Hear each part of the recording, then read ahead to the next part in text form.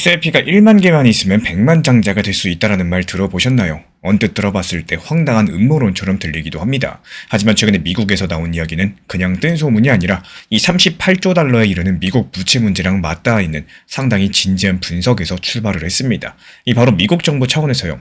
리플 XRP 같은 암호화폐를 전략자산으로 비축해서 부채를 상쇄할 수 있다 관련 시나리오인데 오늘은 이 놀라운 이야기가 도대체 어디서 나온 건지 여기에 따른 구조적인 배경이랑 실제 가능성에 대해서 차근차근 풀어드려 보도록 하겠습니다. 먼저 사건의 발단은 이렇습니다. 이 조슈아 달튼이라는 트리블루라는 가상자산 기업의 창립자가 있는데 이 사람이 미국 정부가 비트코인뿐만 아니라 알트코인도 국고에 비축할 수 있다. 특히 리플 XRP야말로 비트코인보다 안전한 전략 자산이다라고 주장을 했는데요. 그리고 계산까지도 하나 내놨죠. 리플사가 들고 있는 344억 개 천문학적인 이 XRP 개수에 대해서 이걸 활용하면은 미국 부채의 80%를 탕감할 수 있다. 어떻게 이런 계산이 나온 걸까요? 여기서 중요한 거는 리플 XRP 가격이 한 개당 883달러까지 상승한다는 가정을 했습니다. 즉 344억 개의 XRP 곱하기 833달러를 하면요. 거의 30조 달러, 이 미국 부채 38조의 80%의 수준이 되거든요. 그러면서 여기서 나온 말이 지금 XRP에 대해서 10,000개 정도만 가지고 있으면은 현재 가치가 한 2만 달러도 안 되겠지만 만약에 이 시나리오대로라면은 890만 달러 가까이 상승하면서 100만 장자를 훨씬 뛰어넘긴다라는 거예요. 이 솔깃하지만요. 사실상 믿기가 힘든 말이죠. 그렇다면 대체 여기서 왜 리플 XRP냐? 여기에는 그럴듯한 이유도 붙였습니다. 이 비트코인 같은 경우는 창시자도 누군지 모르니까 혹시나 중국 같은 곳이랑 깊게 연관됐을 수가 있겠지만요. XRP 같은 경우는 미국 회사 리플이 만든 코인이기 때문에 이 미국 입장에서 안전하고 믿을만하다. 이런 논리를 가지고 있습니다. 어떻게 보면 비트코인은 찜찜하니까 이 토종 코인 XRP를 쓰자 뭐 이런 말인데요. 국가주의적인 발상인데 이 부채 해결 같은 중대한 문제에 이런 이야기까지도 나오는 걸 봤을 때 현재 미국 상황이 정말로 심상치가 않습니다. 여기서 표면적인 이야기는 이렇습니다. 여기서 정말 중요한 거는 밑바탕에 깔린 흐름이라는 건데요. 왜 갑자기 정부의 암호화폐 비축 같은 말이 나오고 있는 걸까요? 핵심 키워드는 이 38조 달러 규모의 부채예요. 미국의 빚은 지금 단순하게 크다 정도를 넘어섰습니다. 빚이 너무 많으니까 이자 내는 것만 해도 엄청난 돈이 나가요. 최근 자료를 보니까 미 국제 이자 비용이 1조 달러 가까이 됩니다. 1조 달러가 이자로서 나가다 보니까 미래 세대에 투자할 돈들이 그만큼 사라진다라는 거예요. 이런 상황을 두고 워싱턴 정가에서도 이 머리를 싸매고 있다라는 겁니다. 전통적인 방법은 세금을 더 걷고 또 지출을 줄이고 이런 식인 건데 이게 사실상 현실 정치에서 쉬울까요? 쉽지 않겠죠. 이 선거만 생각하면 증세라거나 복지 축소는 극약책입니다. 나은 방법은 돈을 더 발행해가지고 부채를 갚는다거나 아니면 부채를 은근슬쩍 줄어들게 만드는 수밖에 없다라는 거고 이 돈을 왕창 풀면은 인플레이션으로 인해서 실질 부채를 갚는 효과를 낼 수가 있겠죠. 하지만 그 부작용이 너무나도 크고요. 이 지금도 물가 잡느라고 금리 올렸는데 다시 돈을 풀었다가는 또 악순환입니다. 그래서 등장한 아이디어가 새로운 가치 창출 자산입니다. 대표적으로 떠오르는 게 비트코인이죠. 이 디지털 금이라는 별명답게 지난 10년 동안 비트코인 가치는 폭발적으로 상승했습니다. 와이오밍주의 신시아 루미스 상원 측에서는 아예 법안까지도 만들었어요. 미국이 비트코인 100만 개를 전략적으로 비축하자 이런 법안인데 100만 개 정도면 비트코인 전체의 5%에 해당하는 엄청난 물량입니다. 여기서 왜 100만 개일까요? 계산이 있습니다. 이 100만 비트코인을 들고 있는데 비트코인 한 개 값이 엄청 올라가면은 그 차익으로 부채를 갚을 수가 있다는 거죠. 이 루미스 의원 측에서는 미국 부채 80%를 없애려면은 비트코인 한 개에 3천만 달러는 가야 된다라고 주장을 했습니다. 현재 시점 약 300배 이상 올라가면은 목표 달성인 건데 이 뜬금없는 소리처럼 들리겠지만 어찌됐든 간에 정부가 비트코인을 금처럼 쌓아두자 이게 현재 공식 석상에서 나왔다라는 겁니다.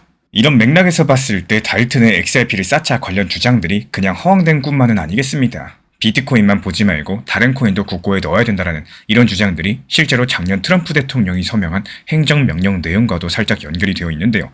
이 작년 1월 당시에 미국 정부 차원에서 국가 전략자산으로 비트코인을 포함한 암호화폐를 검토하겠다라는 이런 취지의 행정명령을 냈습니다. 이 비트코인 국가지정 비축을 공식화한 첫 번째 조치였는데요. 그 부속으로서 알트코인 스톡파일도 마련한다는 내용이 있었어요. 즉 비트코인은 전략 비축, 또 다른 코인들은 일반 비축 품목으로 고려한다라는 겁니다. 이 굉장히 파격적인 발상이겠죠. 이러니까 암호화폐 커뮤니티 쪽에서는 비트코인 다음은 이더리움, XRP도 후보냐 뭐 이런 추측이 나왔습니다.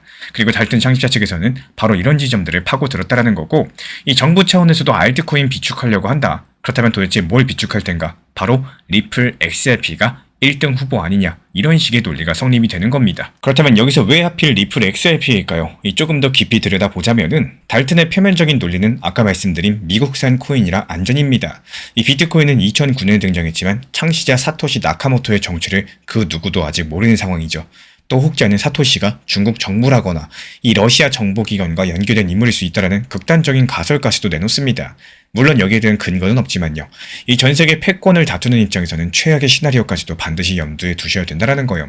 반면에 리플 XRP는 다들 아시는 것처럼 이 샌프란시스코에 본사를 두고 있는 리플 랩스에서 만들고 발행한 토큰입니다. 말 그대로 미국 법인의 관리 아래 있는 거고 경영진도 대부분 미국인이죠. 한때 XRP 물량의 상당 부분을 리플 공동 창업자들이 들고 있었기 때문에 사실상 중앙 집중적이다라는 비판도 있었지만요. 이게 미국 정부 입장에서는 그게 차라리 마음이 놓인다라는 역발상이 나온 겁니다. 이 뒷배경 불분명한 비트코인보다 차라리 우리가 컨트롤하기 쉬운 XRP가 낫지 않나, 뭐 이런 식인 거죠. 여기서 재밌는 건요. XRP가 이렇게 미국 국익 측면에서 부각되기까지 숨은 과정들이 있다는 겁니다. 여기서 리플 투자자분들도 잘 아시겠지만요. 이 지난 몇 년 동안 XRP는 미국 SEC 소송 포함해가지고 법적 문제로 힘든 시간을 보냈습니다. 그런데 그거 덕분일까요? 이 미국 내에서 최초로 XRP가 증권이 아니라는 법적인 판단이 나왔고 리플사가 정식으로 미국 은행 시스템 안으로 들어가는 이런 승인들을 받았다라는 거. 이 바로 국가신탁은행 인가를 받은 건데요. 이제 리플은 미국에서 은행 비슷한 역할을 할 수 있게 됐고요. 이 달러 연동 스테이블코인 RLUSD까지도 직접 발행해서 운영을 하고 있습니다. 이 RLUSD가 요즘에 승승장구예요. 미국 규제 당국의 인가를 받은 스테이블코인 중에 시가총액 3위입니다. 1위는 우리 구독자분들이 알고 계시는 USDC 서클사 발행이고요. 그리고 2위는 페이팔이 만든 PYUSD입니다. 그리고 3위가 리플의 RLUSD인데 출시된 지 1년 만에 13억 달러 규모로 성장했으니까 상당한 속도입니다. 게다가 이 RLUSD는 블랙록이나 바네크 같은 실제로 만든 토크나 펀드의 지급 결제 수단으로 쓰이고 있습니다. 쉽게 말씀드려서 전통 금융자산과 암호자산을 연결하는 중간 다리 역할을 맡게 된다는 거예요. 여기서 왜 제가 갑자기 RLUSD 얘기를 꺼낸 걸까요? XRP 가치랑 직접적으로 맞닿아 있기 때문입니다. XRP가 애초에 다양한 통화라거나 자산을 신속하게 교환하기 위한 브릿지 토큰으로 설계됐죠. 그리고 리플사의 ODL 서비스에서 예를 들어가지고 어떤 은행이 미국 달러를 보냈다가 현지에서 필리핀 페소로 바꿔줘야 될 때 이 중간에 XRP를 매개로 쓰면 몇 초 만에 끝납니다. 근데 여기에 미국 달러 대신에 RLUSD 같은 스테이블 코인이 투입되면 어떨까요? 결국 달러 가치의 디지털 토큰이 XRP랑 짝을 이뤄가지고 이 실시간 환전되는 구도가 완성이 됩니다. 지금 RLUSD는 이 규제 승인을 받은 몇 개 안 되는 달러 스테이블 코인이다 보니까 미국 은행들이 해외 송금이나 결제에 사용하기 쉬운 이런 환경들이 마련이 된 셈입니다. 은행 인프라에 들어갈 수 있는 코인이 된 거죠. 이 작년 12월 리플이 은행 인가 받자마자 미국 자산운용사들이 XRP 현물 ETF를 줄줄이 출시한 것도 비슷한 맥락입니다. 이 규제 리스크가 해소되니까 기관 자금들이 대거 XRP로 몰렸고요. 불과 한두 달 사이에 ETF를 통해서 10억 달러가 넘는 엄청난 자금들이 XRP에 유입이 됐고 그 결과로서 암호화폐 시장 침체기에서도 XRP만큼은 2달러 선에서 안정적으로 버텨주고 있습니다. 이 유통 물량 일부는 ETF로 잠겨버렸기 때문에 공급이 줄었고요. 대신에 중장기적인 투자금이 받쳐주다 보니까 가격이 상대적으로 덜 흔들리는 이런 구조로서 안정적으로 바뀌어가고 있다는 거예요. 그리고 이런 구조 변화 덕분에 XRP를 국가가 쓴다라는 말도 예전보다 훨씬 더 현실감 있게 들리게 됐습니다. 이 XRP가 만약에 여전히 규제도 받지 못하고 또 투기성 자산 취급이었었다면은 아무리 달튼 같은 사람이 외쳐봤자 웃고 말았을 겁니다. 하지만 지금은 다르겠죠. 이 미국 의회랑 정부가 가상자산에 대해서 상당한 제도 정비를 했습니다.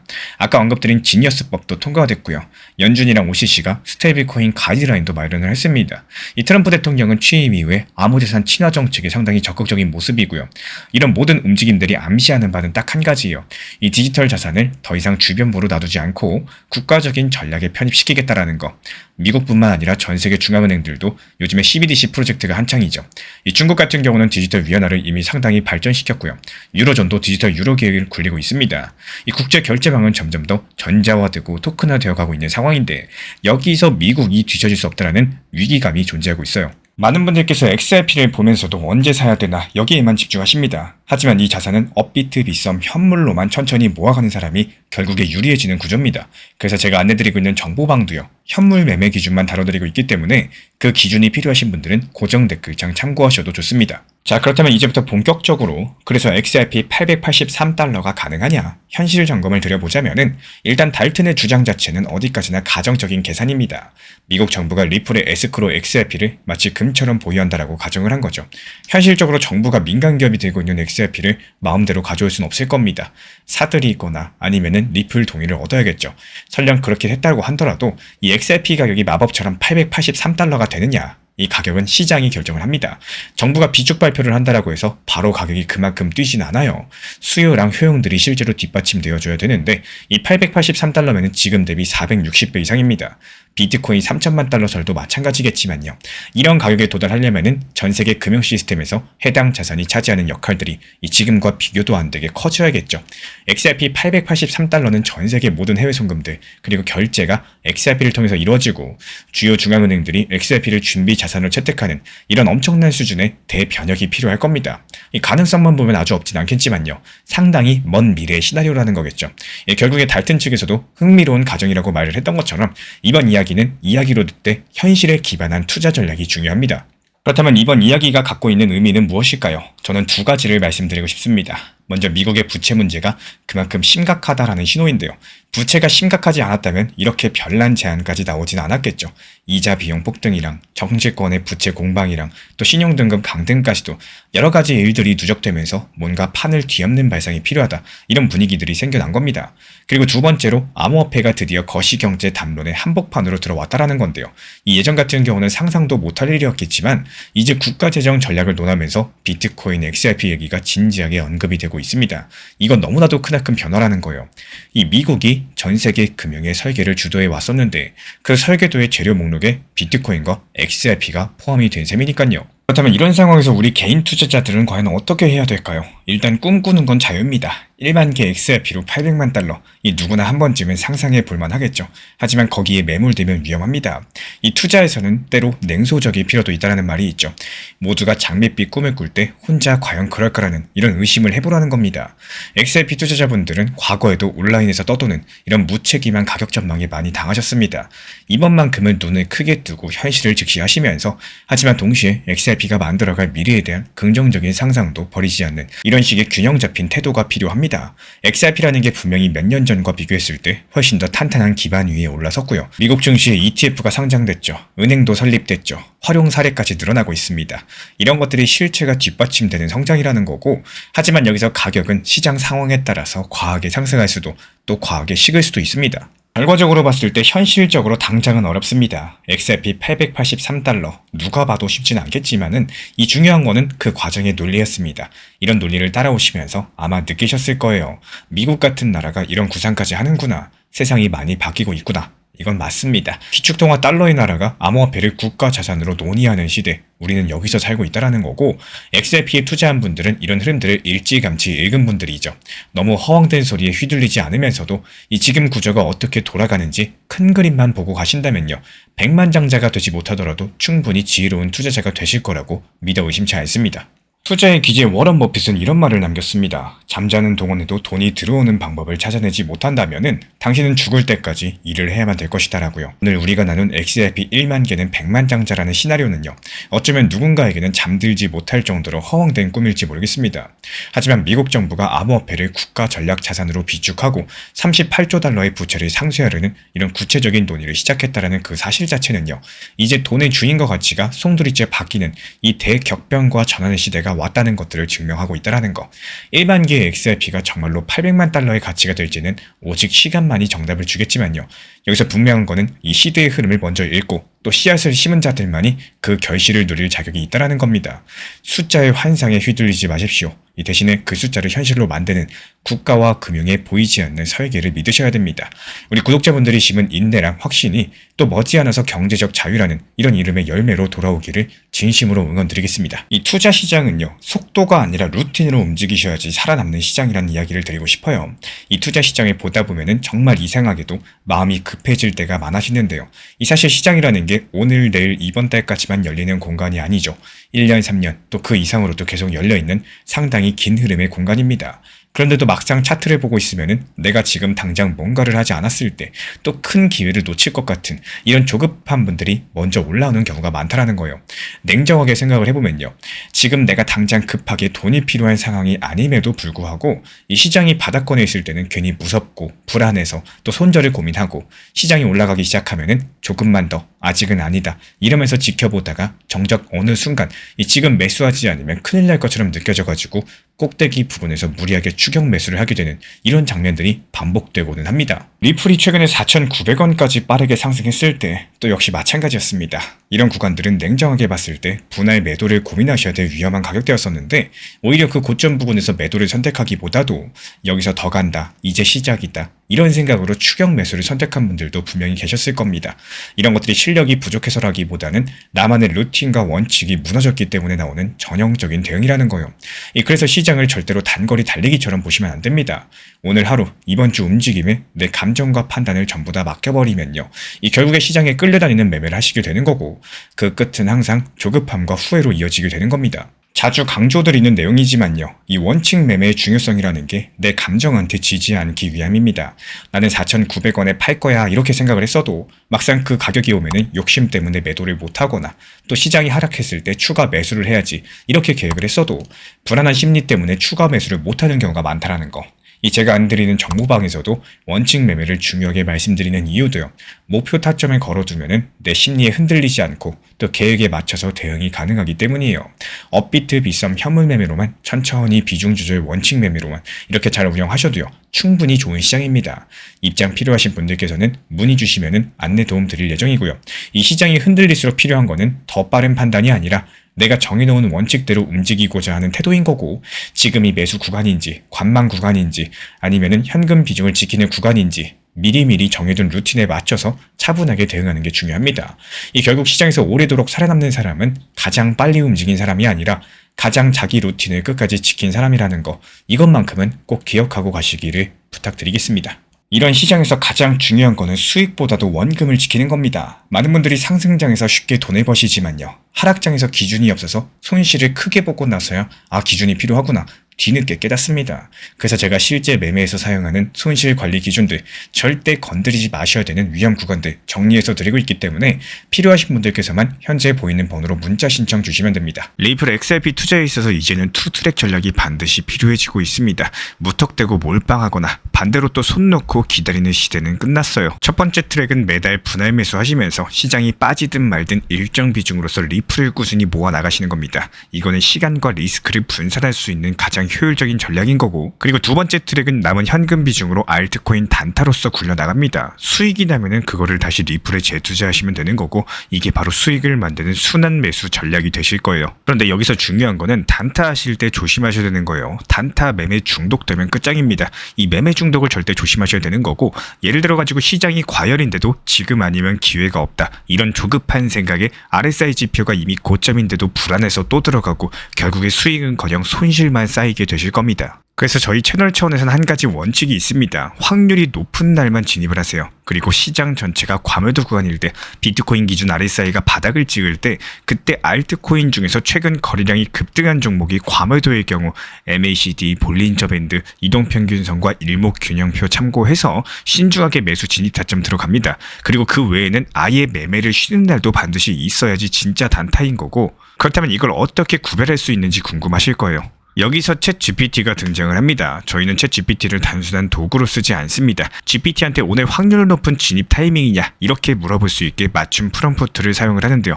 그리고 그 결과에 저의 실전 매매 노하우 30%를 덧붙여가지고 GPT 시그널을 보완합니다. 어떻게 하는지 궁금하신 분들 GPT 검색력과 활용 전략을 이용해가지고 이 두 가지를 한 방에 알려드리고 있습니다.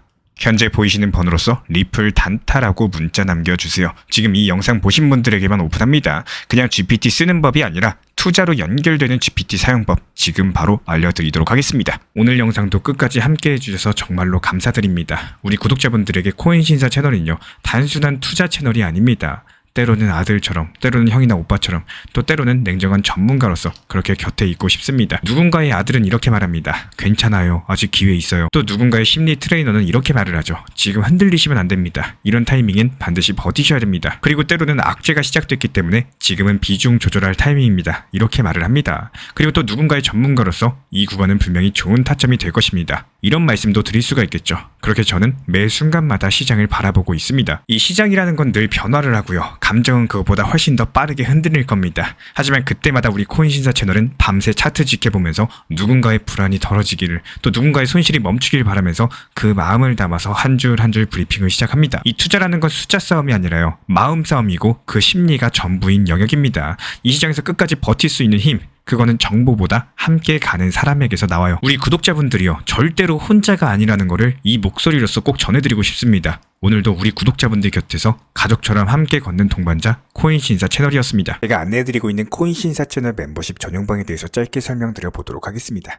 리플, 암호화폐 시장에 대한 중요한 이슈, 그리고 브리핑이나 시장의 흐름에 대한 전문적인 분석 내용 설명과 함께 차트상의 기술적 분석, 온체인 지표와 투자 심리에 대한 내용들을 같이 안내 도움드리고 있고, 가장 중요한 투자 심리를 컨트롤하기 위해서 포트폴리오의 구성에 대한 노하우, 투자 심리 컨트롤에 대한 내용도 같이 안내드리고 있습니다. 코인신사 스터디 멤버십 가입하신 분들께서는 아래 번호 혹은 신청 링크 통해서 남겨주시면 제가 연락드리고 있고, 안내 설명과 함께 신사 채널 리플 전용 멤버십 방에도 입장 안내 설명드리고 있습니다.